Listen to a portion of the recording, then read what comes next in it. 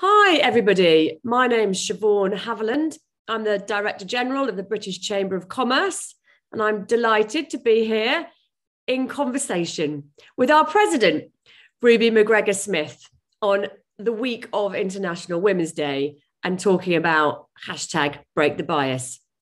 Hi, Ruby. How are you? Hey, good morning, Shevaun. Lovely to be here with you today. Thank you for joining us. Ruby has served on the board and as president of the British Chamber of Commerce since 2020. She has other current board roles, including chair of MindGym, chair of the Institute for Apprenticeships and Technical Education, non-executive chair of the Airport Operators Association, independent director of Tideway London, and patron of the Employers Network for Equality and Inclusion. Ruby's career has seen her be one of the very few female CEOs in the FTSE 250, having spent 14 years at Mitie Group and its CEO for 10 years. Ruby was appointed CBE in 2011 for services to business and to diversity in business and became a life peer in 2015. She's a huge advocate for the power of diversity in leadership and in boardrooms. So we're delighted to have her here today. Oh, Ruby, that's quite a list of things that must keep you out of mischief. Maybe you could tell us a bit about your personal experience through your career. So, yes, where do I start? So I think very much as a female, I'll start at the beginning. I came to the UK when I was 2 with my family. I grew up in North London. I, like many, didn't know what to do when I finished at university, so I decided to become a chartered accountant like my dad. I trained at BDO, and then I joined the world of outsourcing.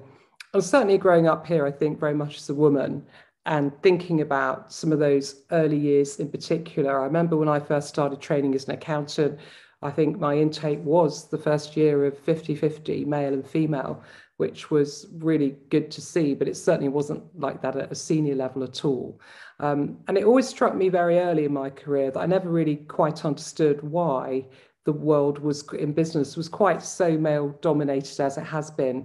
And I haven't really seen it change as much as I'd hoped it would. And it has started to change. And I certainly found, working at Serco and then at Mitie, again, very male orientated industries, but ones I think where they very much valued people who could bring some real qualities to them that were different. And so they embraced, in many cases, diversity and inclusion in a way I maybe think some other industries didn't at that time.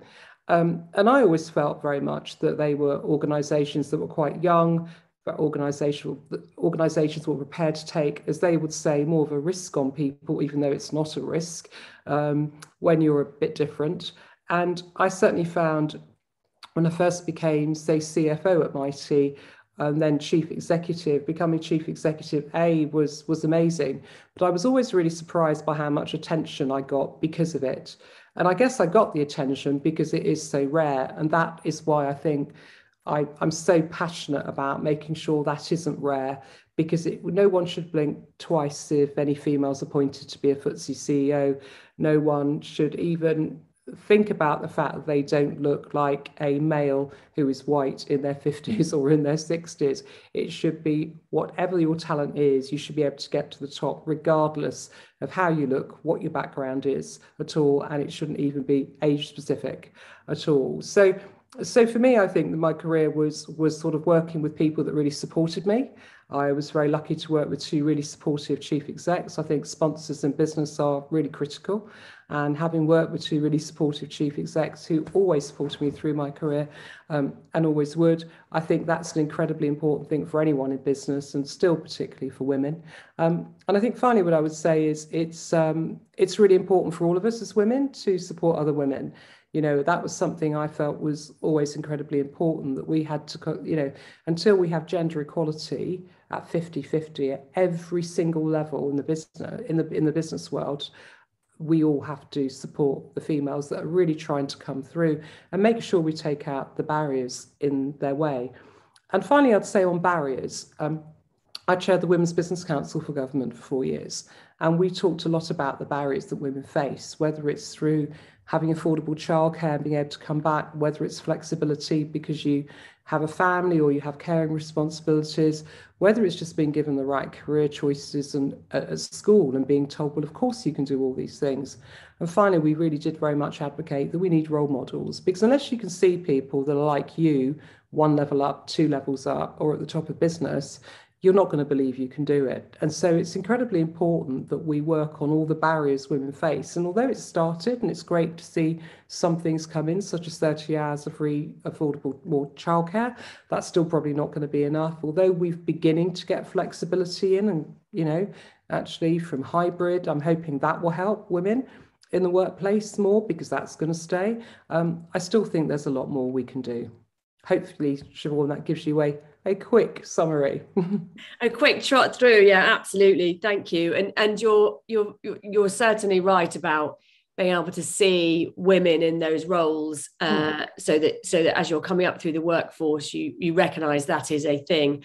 I had a great expression yesterday: inspiration drives aspiration, which really I thought, struck me as being exactly that. Can I ask you referenced there being different, or people thinking you were different, in this case, because you were a female CEO. As you know, I'm the first female Director General of the British Chamber of Commerce. We've been going for 161 years. I never think of myself as different until people say to you, oh, that's different. Do you think of yourself as different? Well, I didn't until everyone told me I was, but actually, I guess when I walk in a room, I do look quite different, and my race means I certainly look a bit different in some of the rooms I walk around in. So I was always, I don't know about you, but I was always someone that craved fitting in, really craved fitting in, being able to walk into a room where you look the same as everyone else, people think you're the same as everyone else. And then, as my ex-CFO pointed out, kind of, Ruby, you're never going to fit in, but celebrate standing out. And I wasn't somebody that wanted to stand out. And I know a lot of women who feel the same way. Why can't we just kind of get on with things? We don't need to stand out. But so I've had to get used to just being, talked about. I've had to be used to being in the media. I've had to do all those things I never 20 years ago for a minute believed I would ever do. And the attention I found quite difficult, because it wasn't something I wanted, because I don't understand why people are interested, genuinely interested. But I guess they're interested because you've broken some barriers that others haven't, and they want to understand why or how. So my view is no. I still crave fitting in. I think I will forever, but even though I've got to accept it isn't going to happen. But I really, really hope over the next 10 to 20 years, I can see a world where there's a huge amount more diversity in the way people look, in their gender, in their backgrounds, because I think that's really good for business. I think it's really good to be surrounded by people who've got very different experiences to you. I think that makes for improved business performance ultimately. And I also think it's really, really good for employees to feel that they can all participate in the future of their business if they want to, and they won't be held back because of their gender, their background, their colour, whatever it may be. Yeah. I think the commercial imperative for diversity is quite well proven now, right? We're not sort of in the world where we're thinking, oh, is it a good thing or is it not a good thing for my bottom line? It's definitely been proven to be a good thing for the bottom line. And you talked about some of the actions there, some of the barriers. Thinking about a sort of more systemic level, I was with Baroness Helena Kennedy last night, who has just finished a report on misogyny as a hate crime for Scotland, and they're bringing that into legislation. So thinking about policy and real sort of systems change, do you think that's more important to affect change, or it's more important on a sort of individual business by business level? When I first started talking about women in business, I was really hoping more than anything we could effect change without more legislation, that we could do it by making everyone see the economic case is proven, and that therefore it's a logical thing to do. But when I look at the gender pay gap reporting that exists today, and when I look at the levels of women still not coming through, even I say, look, we need to speed up, or we're going to have to do more on legislation. And there are more things we can do. I was never, and I never have been, a quota fan. And I've always said that for many, many years, because I think it can give you consequences that you don't always get, that aren't always right. Quotas are a very blunt instrument for me. And so I've always felt that it should be something that's much more wanted and much more accepted and just done. But actually, you've got to say in 2022, well, have we gone far enough? No, we have not. If the gender pay gap is going to take so many more years to close, then maybe there is more we can do. And on policy, I think we can do more. So although we have in flexible working, do companies really adopt it completely, brilliantly, culturally? Questionable. How do we prove or evidence that they do that? Maybe more needs to be done on the level of flexibility that's taken up by employees. Maybe more needs to be done on corporate reporting to really, really say, look, this is what best in class employment really does look like, because everyone does it so differently. Could we do more about misogyny in England? Yes, absolutely. You know, absolutely. I think for a lot of women, I think the bias that they see, or the commentary that they get, or the way they are treated is still in many cases unacceptable, and many say nothing. And I think it's no longer the time to say nothing. It's a time to absolutely say, if we genuinely believe in women having the same rights, which they do, then they should be able to act on those rights in every possible way. And still today, many people don't. Yeah, thank you. So you referenced quotas there. Let's talk about those sort of more practical things. So obviously there's quotas, or you could, change your recruitment methods and ensure you have women on all your recruitment shortlist, for example. What other practical things have you seen that work in this area? Change incentives. If you start changing incentive plans from the top, you can really change things. Incentive plans for many listed companies have often consisted purely of how you grow your earnings per share. You can see some organisations and investors talking around bringing in more ESG measures, because actually I think that's really right to do. And under the S in ESG, I think absolutely making sure that you recruit and making sure you also progress talent equally through your organisation could be a criteria.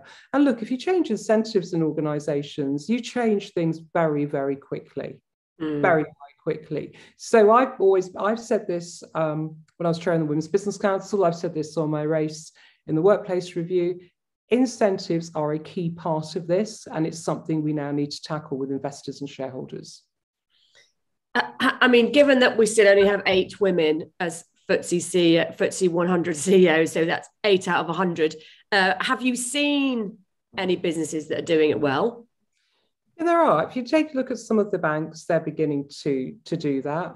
Certainly one of the banks has changed incentive schemes further down and has seen a marked increase in women being encouraged to apply for promotions, but also getting promotions. And I think it is levelling out the base, because until you change the behaviour that really drives everyone in business at all levels, you're not really going to crack this completely. We'll be waiting a long time. And also, we shouldn't underestimate the fact that for many women, having flexibility to bring up their families is really, really, really key. I certainly found as a female, it was tough doing a chief exec's role when I've had a young family. And certainly, I've gone more portfolio, more non-exec as they've got older, and part of the reason was very much driven by them and wanting to be around them more, because those roles are so intensive that you forever worry that you're not spending enough time with them. So I think you've got to have more flexibility more than anything, ingrained in organisations, and more support around women, particularly recognising that they may well be working differently because they have families or caring responsibilities which they really need to manage, that, by the way, are a huge pull for them. And by the way, so they should be. I'm sure, like you, Shevaun, I always wanted to be a mum. When you want to be a mum, you want to spend time with your children. And so you can't just not see them because your job dictates that, because that's what a chief executive should do. That is not the case anymore, and it should not be the case going forward. Yeah, that's absolutely right. And of course we do, but at the same time, it defaults to the women in the family to be the carers, doesn't it? I mean, I'm sure you had a working husband too, so. Yeah, I did for part of the time. And I think you even if you do, by the way, if you do have your husband around more, I think mums tend to like to be a little bit more in control anyway. And so it is quite, it's a tough, it's really tough. But I take the view that says it was always going to be a juggle, and you just have to accept and get women to understand more that juggling act is one thing that you've got to continue to do. And so I think the area we can support more is on areas such as resilience, understanding that, I remember thinking when my children were very small, how could I ever work at all? Actually, I'm so exhausted. Through to once they're over the age of 5, you realize, oh, it's getting a little bit easier. And then once they're, like I became a chief exec when mine were 8 and 10. And I thought, oh, it's definitely a bit easier around them now. You don't realize when they're very small just how actually you will one day get a bit of your life back. And now I've got young adults, I've certainly got more of it back. But, it's explaining all of that, I think, to women. And there haven't been, by the way, enough women around to explain that. So you haven't seen enough women be around and actually say, look, this is all going to be okay. I didn't have any female role models to talk to, really, who could have said, look, this is all normal, this is all quite standard. We now do have more. And I think certainly one thing I've advocated to many women is to find other women who've been through those experiences so that you can understand what that journey is going to be like for you and why it will get easier as the children grow up in particular. Yeah. The juggling is definitely a thing. And I, as a mother of 2 boys, I also feel like I'm also hopefully showing them what, a female leader looks like too. So it's actually completely normal to them when they start in the world of work and all that good stuff. Excellent.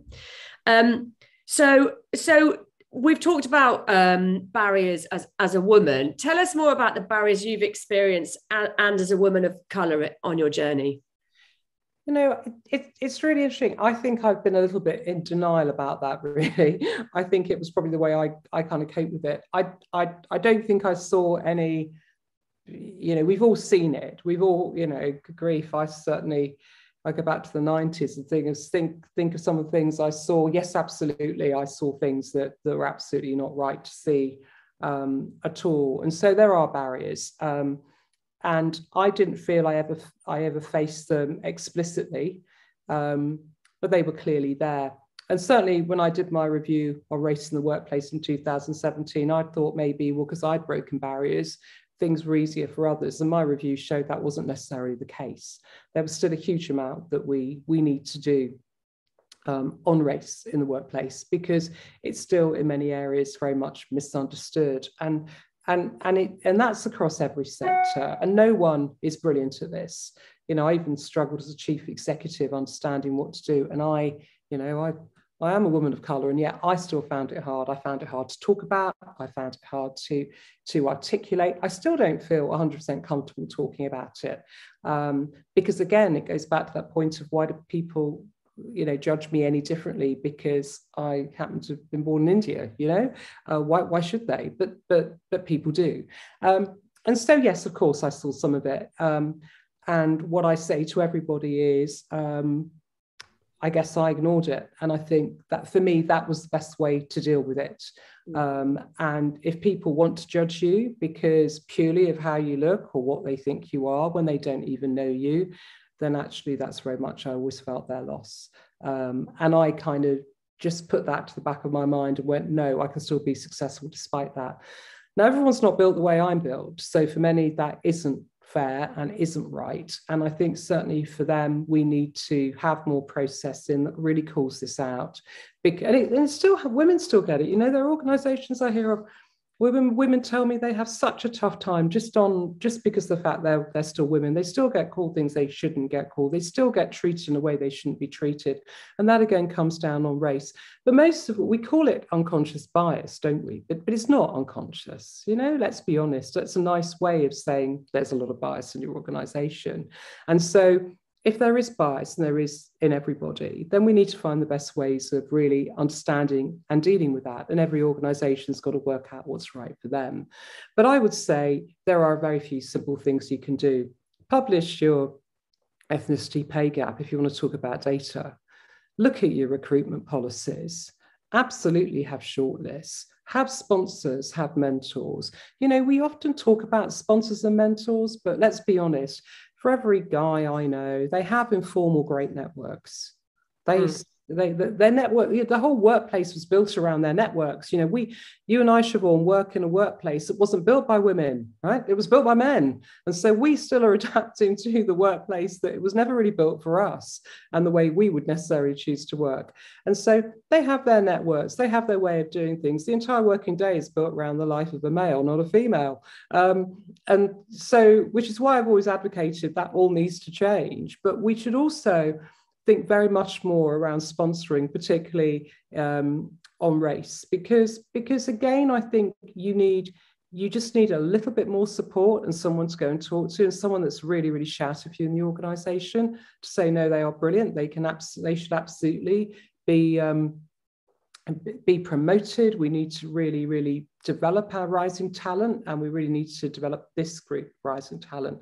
And I think that will happen. So we're behind on race, but I think there's a lot more we can do.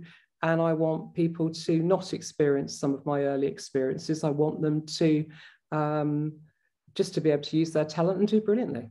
Yeah, that's great. That's great. And I think you're really right about networks, and what I say to women is really nurture your networks, really look after them and grow them, and keep in touch.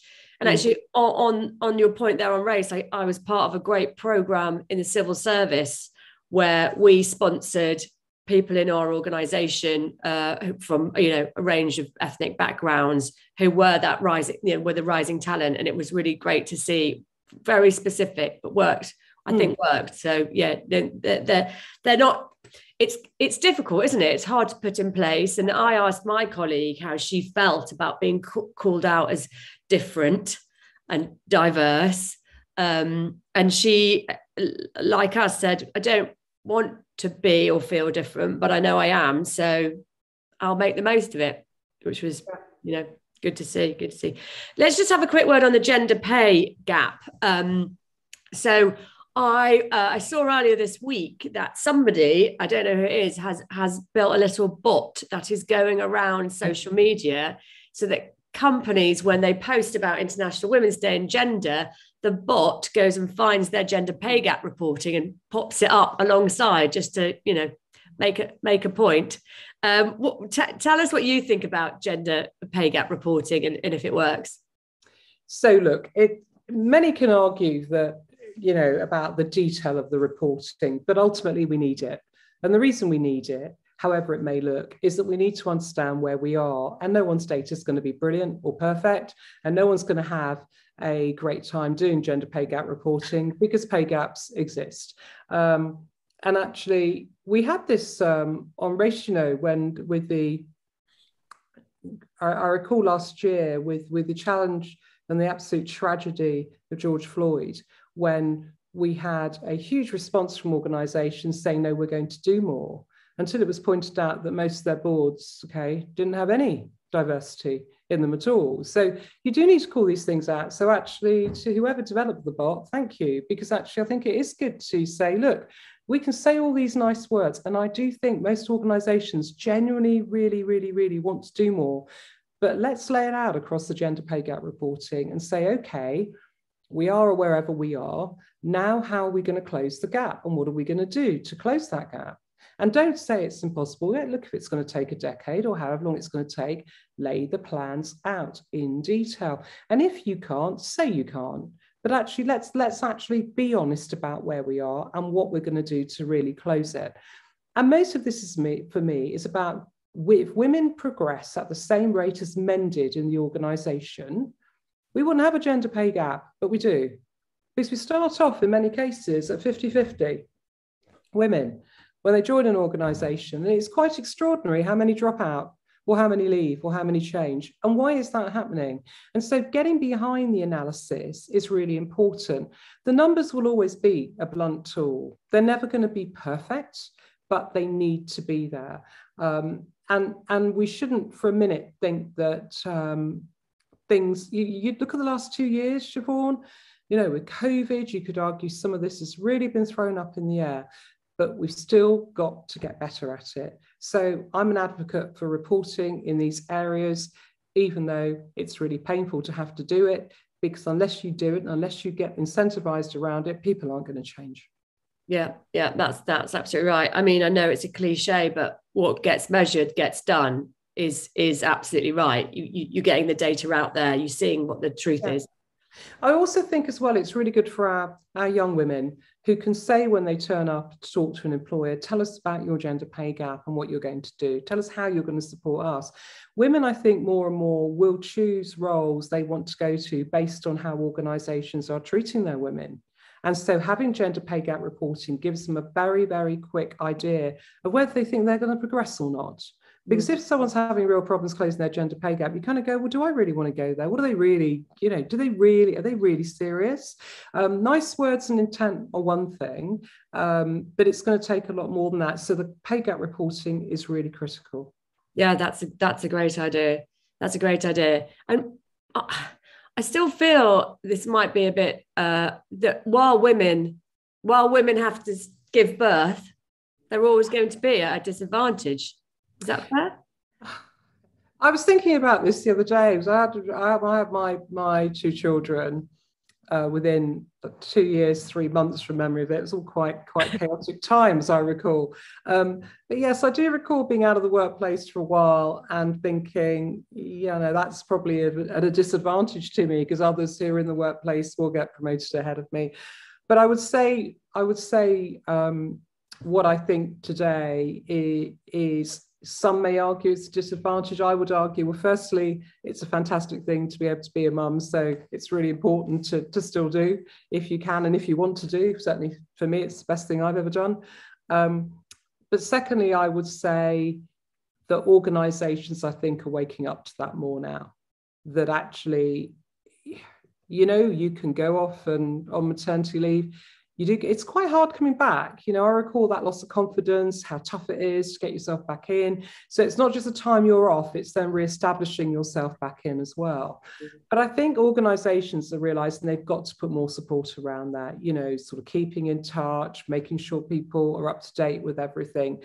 So certainly the more enlightened organisations take that into account. And my view for any woman in work is to make sure you work for the enlightened ones who are going to support your career, because the more you work for them, those that aren't enlightened will soon change their perspective. Yeah, absolutely. And I'm really delighted to see shared parental leave coming. Absolutely. Yeah, that will make, I think, a huge difference. Yeah, and I think it's actually really important because most guys I know would love to be off with their children for a while, you know, and I think it's really important for them. And you know, it's such a special time too. Why should they miss out on that? It's an incredible time, and excluding the sleepless nights, of course, and all of all of those great things which I found very hard. But you know, it's still a really special time as parents, and so I think that's very much something that should be shared. Yeah, excellent. So I was at dinner last night with the Women of the World, and Jude Kelly, who's the director of the foundation, asked everyone one question. So we're going to close with the one question, Ruby. She said, put your hand up if you think that gender parity is possible. Do you think gender parity is possible? I certainly do. Absolutely, 100%, because you, me and everybody else are going to fight for it, and we're going to make sure it happens. I am, and every female needs to do the same. And no, of course it's possible. I've never for a minute believed it wasn't possible, and I'm going to see it in my lifetime. Excellent. Thank you so much, Ruby. It's been great to chat. Thanks for your time. Thank you.